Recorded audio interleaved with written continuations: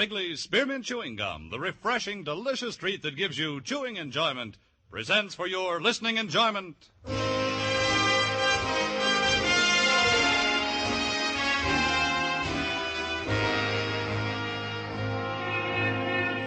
Broadway's my beat, from Times Square to Columbus Circle, the gaudiest, the most violent, the lonesomest mile in the world.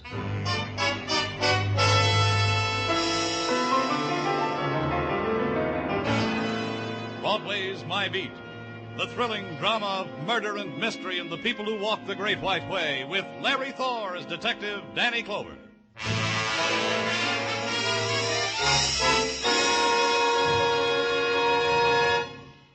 For refreshment while you work, for enjoyment anytime, chew a stick of Wrigley's Spearmint Gum. The delicious, long-lasting, real mint flavor of Wrigley's Spearmint cools your mouth and freshens your taste. The good, smooth chewing helps keep you feeling fresh and alert, adds enjoyment to whatever you're doing. So indoors, outdoors, at work or play, enjoy chewing Wrigley's Spearmint Gum. Wrigley's Spearmint, refreshing, delicious.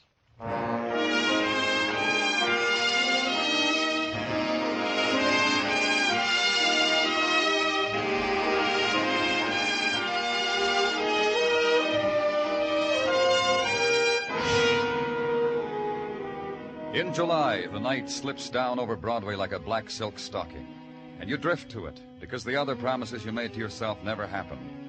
The part of your life that never counted is left behind. You stand on a street corner beating down the scream in your throat.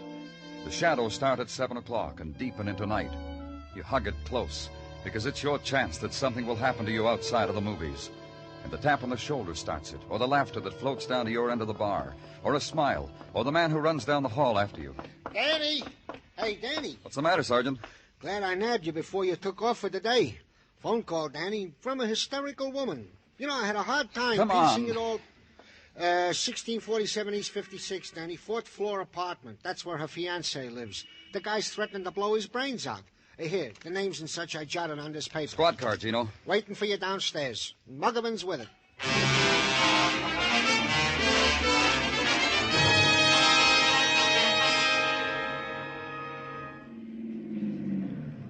That's it, Danny, 1647. Who'd you say was doing all this threatening? A man by the name of Blaine. First name is, let's see, David.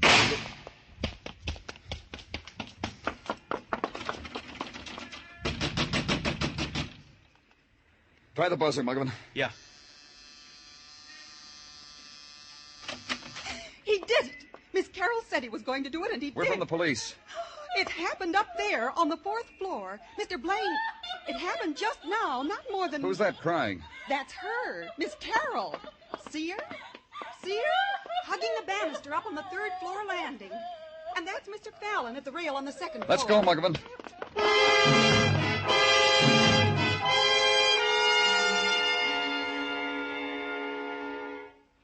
Dead. The gun's here, Danny, by his chair. It looks brand new. Looks like Mr. Blaine had his choice. Uh-huh. It's quite a gun collection, from Derringers on up. Complete equipment for a young arsenal. Muggerman. Yeah? Those people we passed on the landing, that boy on the 2nd floor, Mr. Fallon, and Miss Carroll on the 3rd, I'll want to talk to them. Yeah, Miss Carroll's still crying, Danny. You hear her? Poor woman.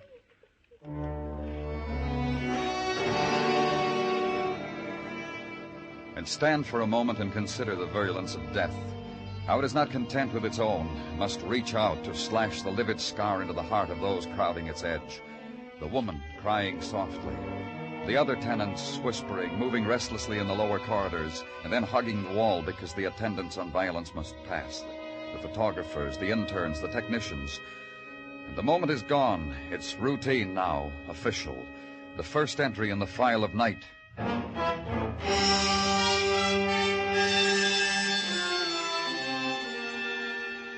The next morning, gather it into a neat stack on your desk and sit down to it, and be surprised at the opening door and the quick presence of the woman you had marked for later interrogation.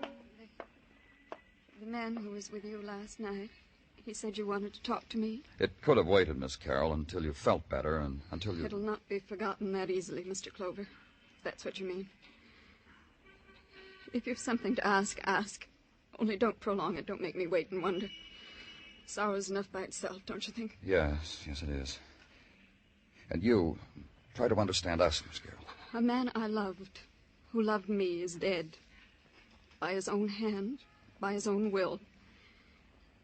He could have lifted his burden onto me, whatever it was, but he didn't. And now he's dead. You want more than that? Maybe, because this is my job. Because I can't rule out the possibility that David Blaine was murdered. Awful. How ugly of you to think a thing like that. That anyone could have wanted my David dead. It's ugly. Tell me about him. He loved me. He was going to marry me. He was polite, gentle. Sometimes he'd forget himself. Then he'd beg my forgiveness. Wept sometimes. Showered me with gifts, so I'd be quicker to forgive. This watch, he called it an engagement present, but it was really an atonement for... Look at it. See how he loved me? It's a beautiful watch, Miss Carroll. See? Listen to it. It ticks, ticks, ticks away my life with David. Softly, gently. Listen to me, Miss Carroll. Why would David kill himself? You were in love, you were going to be married. Why? He had a secret. That's it. He had a secret. He didn't want to stain me with it. Isn't that it, Mr. Clover? Isn't that why a man kills himself with a girl he loves? Oh, I'm sorry, Danny. I thought... But it's important... It's all right, Dr. Sinsky. You can come in. Well, that'll be all for now, Miss Carroll. Thank you. All? You helped a great deal. Thank you. You have nothing more? Nothing. Not now. Then I'll go. If you should want to talk to me again, I promise I'll be... Goodbye. It's not easy, huh, Danny? To pry into grief, to scavenge. You got something, Doctor? Just tell me. Oh, forgive me, Danny. Sometimes my mouth gets the better of me. I studied it, Danny. I put it on your desk for you to study. Read it sideways, upside down, still comes out suicide. Then it's done. Finished, huh? Nothing to bother our brains about. Like you say, Danny, finished. Except when a man who dies as Blaine did, in shock spasm, arms rigid at right angles to his body, fingers clenched, how is it the gun was not found in his hand but on the floor? It's just a small question, Danny, to gnaw at the brain of a medical man. Sometimes it happens so, but... Yeah. Go practice medicine, Doctor. Maybe I can bring you back an answer. Maybe where a man died, someone has an answer.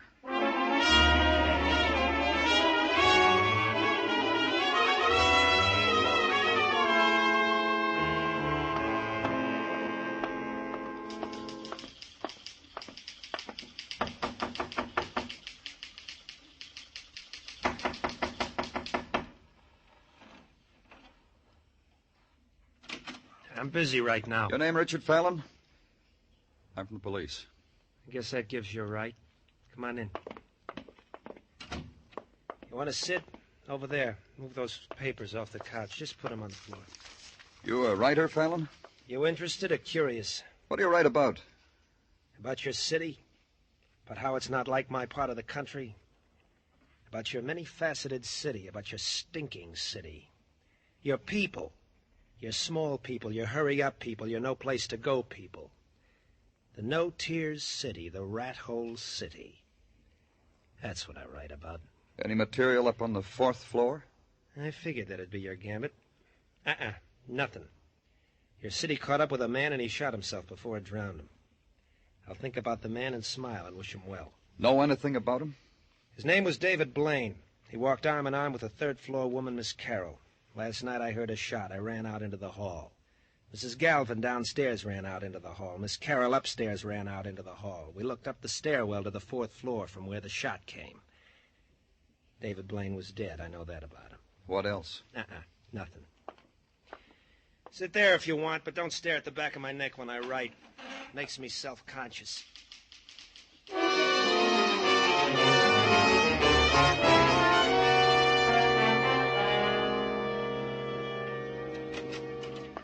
My gratitude for permitting me my 10 minutes at the water cooler, Danny. Feel better, Gino? Goes without saying.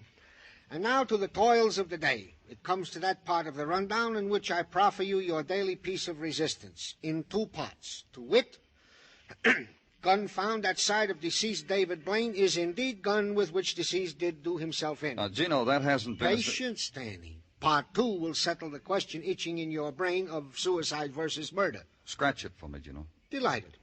Part two of report from technical states.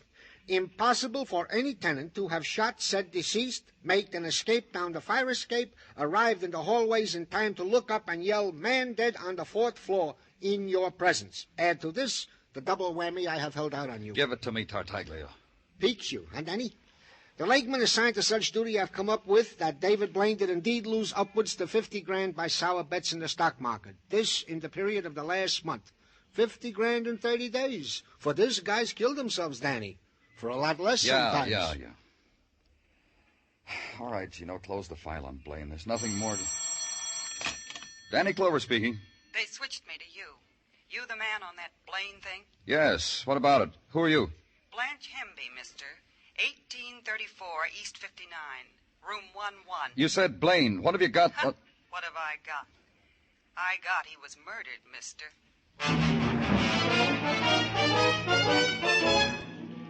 And go there, and walk the hallway mottled with shadows and scuffings, the short corridor that ends in the door with the tin numbers and the pull-down bed and the basin in the corner.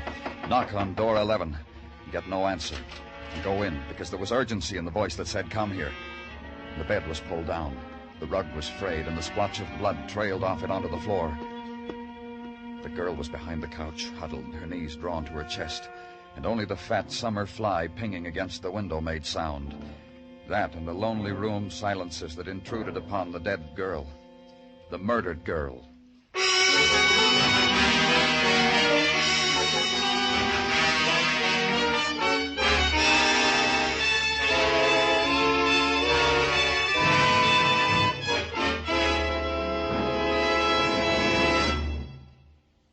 For refreshment while you work, for enjoyment anytime, chew a stick of Wrigley's Spearmint Gum. When your mouth feels dry, when you're warm or tired, Wrigley's Spearmint is really refreshing. The lively, full-bodied, real mint flavor cools your mouth, moistens your throat, freshens your taste. And the chewing itself gives you a little lift, helps you feel your best and do your best. So for chewing enjoyment plus pleasant refreshment, chew delicious Wrigley's Spearmint Gum. We now continue with Broadway's My Beat, written by Morton Fine and David Friedkin and starring Larry Thor as Detective Danny Clover.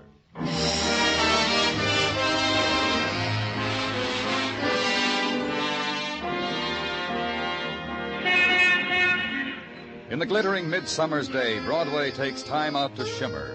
The chrome is polished high, the better to reflect the passage of women who lean for a moment against the summer's heat and then walk slowly on. The mouthpieces of the payphones glisten with the moist whispers of an empty summer afternoon. A money clip glints through the dark of an alley, and you know that someone has gotten odds on a piece of the day. There's the drone of the neon and the tired wind nudging a headline in a shining trash bin. Cop finds murdered girl in tenement room. And the wet shirt pulled from your back. Like other summers, other days.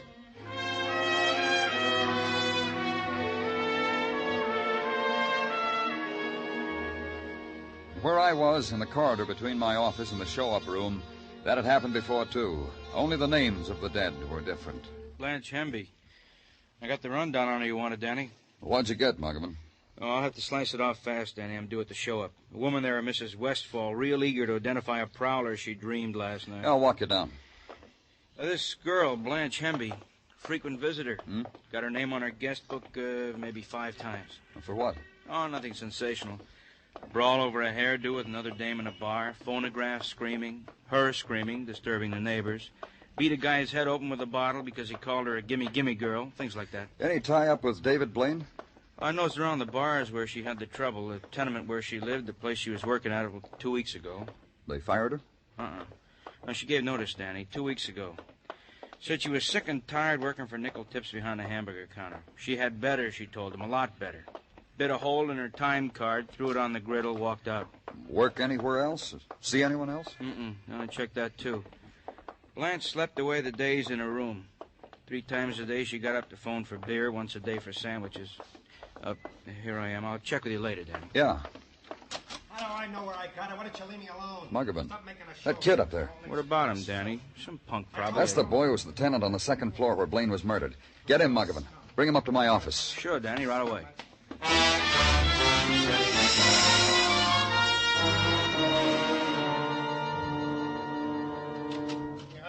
Here he is, Danny. He's not anxious. Sure, hands off me. You're scum, all of you. Take it easy, kid. What happened? The city trying to drown you the way you said it does to people? I hate it. I get drunk at night because I hate it. That way I see it for what it is. And you can't stand that when someone like me sees you for what you are. You hate me. And you kick me, you throw me in jail because I'm better. Even drunk, I'm better. He's right, Danny. He's a lot better than us. He goes around with a pocket full of watch, like this, because he's so much better. Let's see it. Where'd you get this watch, Richard? I held out my hand and I begged, and a kindly person dropped it right into my begging hand. Where'd you get it? I told you. I walked the streets and it fell into my hand because I was crying and lonely and sick for home. Miss Carroll, your neighbor, has a watch like this. You steal it from her? You steal it, Richard? Lock him up, Muggavan. A watch exactly like the one Regina Carroll owned. Her engagement present from the man now dead, presumed a suicide, suspected murdered. If it were Miss Carroll's watch, what was Richard Fallon doing with it? It was a simple question, and Richard couldn't answer it. So call Miss Carroll. Get no answer. So open the plush box that held the watch. Levante, jewelers for over a century. That's what the satin ribbon said, glued against the inside top. Stolen from Levante, jewelers for over a century? Go there. Ask Mr. Levante. Oh, no, not stolen. Purchased. By whom? A policeman you said you were? Let me see, please. Sure. Here. Yes. This watch was purchased. You've already said that. Apologies. I'm temporizing, you see. I'm trying to gather my forces together. Now, as to who purchased this watch, perhaps to a Miss Carroll, my old friend, Miss Regina Carroll. Of course, it's impossible to tell. What are you trying to tell me, Mr. Levante? You see, this is quite an unusual watch. We rarely sell more than one a year. Our own design with a foreign mechanism. However, we sold 2 in the last few months. Remarkable? Who did you sell them to? Even more remarkable. A few days ago, Miss Carroll purchased such a watch. A few months ago, a fiancé. Now dead, I've heard, a few months ago. This gentleman also purchased such a watch as an engagement gift for Miss Carroll. That makes 2 watches for Miss Carroll, both the same kind.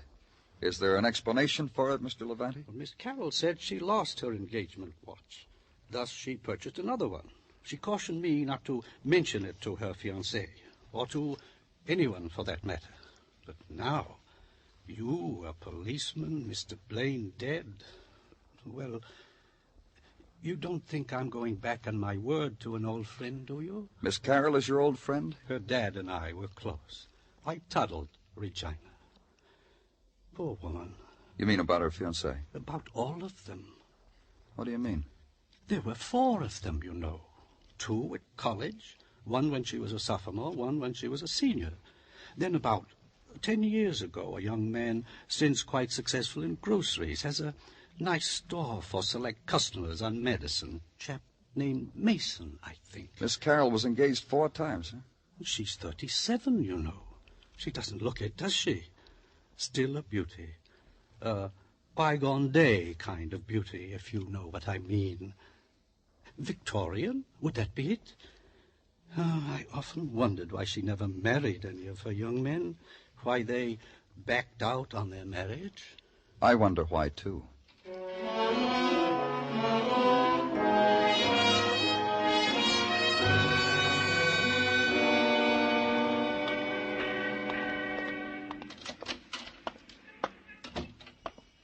You need some help, sir? I'm looking for a Mr. Mason. All right, I'm Mason. I'm Danny Clover. Police. The first name's Pete, Danny. You got a couple of minutes? Any time for you fellas.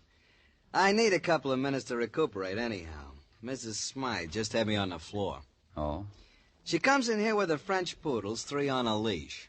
Maid and chauffeur trailing in back. Orders a dozen... Well, did you ever hear anybody say bagel with a broad A? She wants a dozen boggles. I don't understand her. Finally, she tells me what she wants is receptacles for a delicacy known as locks. How did she say locks? Locks, the chauffeur said. What can I do for you, Danny? You were once engaged to a Regina Carroll, weren't you? It was an experience. I'm not sorry for it. Who broke the engagement? You've got to ask that because it's important for the police to know, right, Danny? I broke it. Why? Why? That's a question I often ask myself. Sometimes my wife asks me. And I'll tell you what I answer. Go ahead.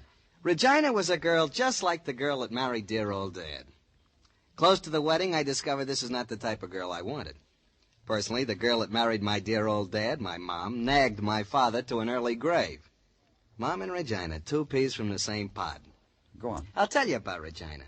I figure she has a picture in her head of a husband in a smoking jacket with satin lapels and a curved pipe and a fireplace. I don't fit the requirements. Personally, I like poker better than cribbage. Uh-huh. What else? Well, Regina, how she dressed. Pretty, you understand. But she made her own fashions, which she never changed. Ribbons, dresses choked against her throat, and always a little too long. She slipped on the ice once, and I told her she had pretty legs. She slapped me. That's what about Regina Carroll, Danny. That enough? Plenty. Thanks. Thanks a lot.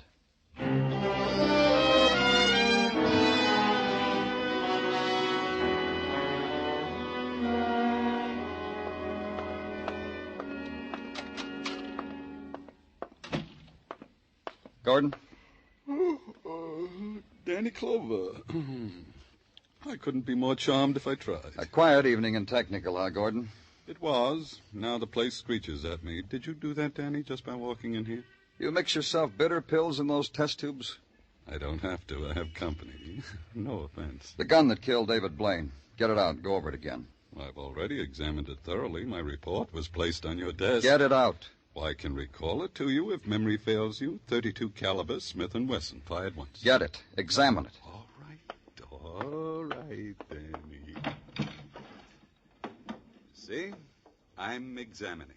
It's still as it was when Blaine held it close to it. The barrel. Put it on a slide. Hold it up to the light, whatever you have to do. If you ask, Danny. I'll do better.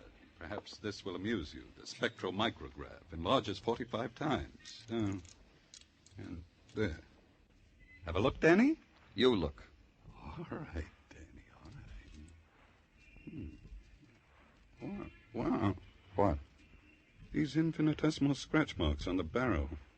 Fascinating. And a new quirk. It didn't register on me before. I checked the rifling in the barrel against the slug, which we call standard operating procedure. I didn't think of looking at the outside of the barrel. Why should I, with a suicide? I guess I should have, huh? And what would you have found out, Gordon? That the man killed himself with a silencer on his weapon. Now, that's what I call taking quiet pleas a shade too far, huh, Danny?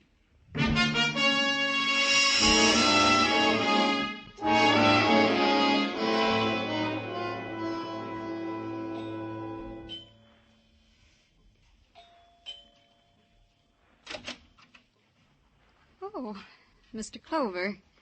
I knew you'd come back. Knew there'd be more things you'd want to know about David. Did you come in?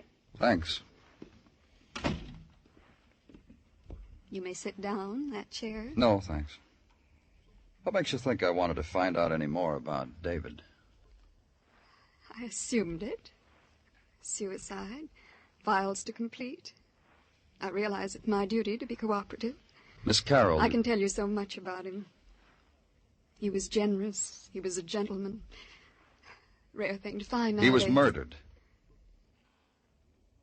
You suggested that before, Mr. Clover. I didn't believe it then. I don't believe it now. Murdered. He was dead minutes before we got to him. That's stupid. Listen to me, Miss Carroll. Stupid, because I heard the shot. We all heard it. We all ran out into the hall. Do you have a gun, Miss Carroll? Yes, I have a gun. David gave it to me.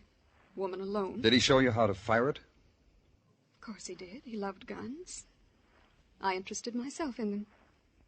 Shall I get the gun? It isn't necessary for now. You don't have to get the silencer either. What are you talking about? The gun you shot David with, his own gun, was equipped with a silencer. Mr. Clover, I don't understand you at all. I'm a lonely woman. And I admit it, I'm a helpless one. How could I have killed anyone? Someone I loved. Nice view from this window, Miss Carroll. You could stand here, see Detective Muggavan and me coming, fire a blank cartridge from your gun, run out into the hall, look up, and everyone thinks the shot came from the floor above, from David Blaine's apartment. Mr. Clover. Do you admit it, Miss Carroll? No. No. I want to show you something. Here. Look at it, Miss Carroll, a watch, just like the one you're wearing. I didn't kill him. David Blaine broke his engagement to you, didn't he? I didn't kill him. The kind of woman you are, proper and proud. You gave him back the watch. But what to tell your friends? Tell them that someone else walked out on you the way 3 other men did? A proud woman like you? So you bought another watch, just like it. The one you're wearing. Please, please. Because I have the one you gave back to David. The watch you had that boy, that writer, Richard Fallon, steal from David's apartment. So the police wouldn't find it there and ask questions. You told him to get rid of the watch. He got drunk instead, got picked up. Look. David jilted me. But I didn't kill him. You did.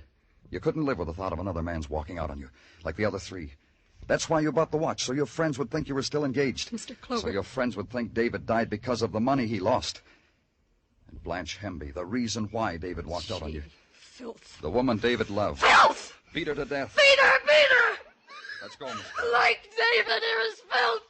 Instead of me, her, a woman like that. Miss Carroll. It's not true what you said. Those men didn't turn me down. I turned them down. College boys. A grocer. Not good enough.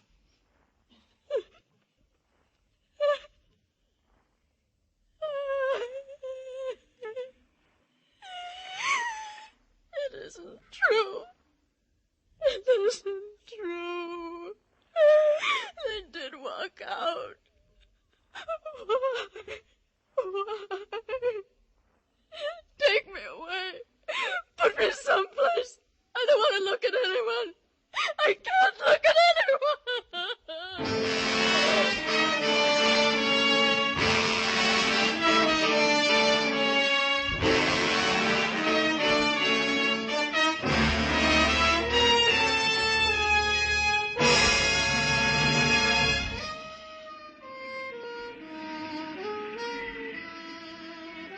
Broadway's deserted now.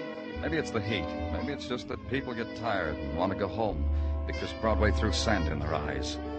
Maybe you found what you were looking for and couldn't stare it in the face because it's a street that'll give you anything you want, any way you want it. It's Broadway, the gaudiest, the most violent, the lonesomest mile in the world. Broadway, my beat.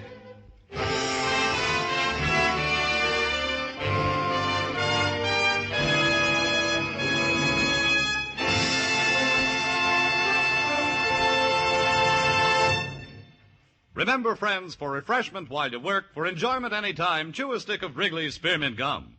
There's lots of lively, real mint flavor in it to cool your mouth, freshen your taste, and sweeten your breath. And chewing Wrigley's Spearmint helps keep you fresh and alert. You feel better, work better, get more fun out of doing things.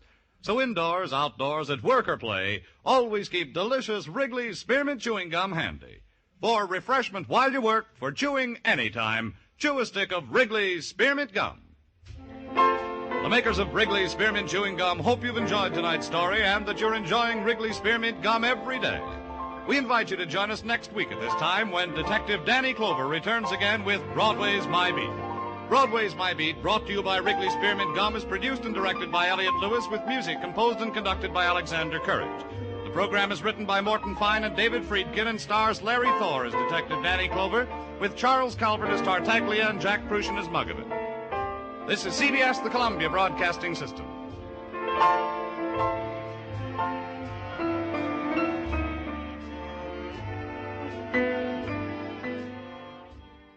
Find all your 4th of July needs at low prices, all in the Baker's app. Get a tender pork shoulder butt roast or St. Louis-style pork ribs for $1.99 a pound. Then buy 2, get 2 free on 12 packs of delicious Coca-Cola, Pepsi, or 7-Up, all with your card. Shop these deals at your local Baker's, less than 10 miles away. Or tap the screen now to download the Baker's app to save big today. Baker's, fresh for everyone. Prices and product availability subject to change. Restrictions apply. See site for details.